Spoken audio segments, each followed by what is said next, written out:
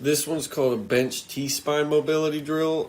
It can be used for lat quality or getting extension out of the T-spine. So as you'll see, what I'm showing you here with my hands is that my hands are very slightly wider than my elbows. So the angle of my elbows, or sorry, the angle of my forearms is slightly away from my head. So going out a little bit. Then I'm going to set up with my shoulders a little bit out, or my elbows a little bit out front of my shoulders, and my knees a little bit back of my hips. So notice my knees here are a little bit backwards. Then I'm going to hinge my butt backwards as I try and pull the pole behind my head. So I'm trying to make the angle of my elbows acute, make it smaller as I drive my chest down towards the floor a little bit.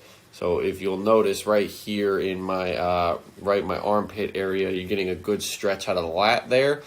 You could let your low back dump down a little bit, or let your belly dump towards the floor a little bit to get even more T-spine extension.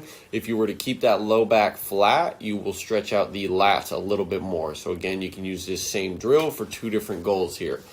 If you did not have a bench, you could use a wall like the one behind me, stand in a split stance about a foot away from the wall. What that means is one foot is behind the other.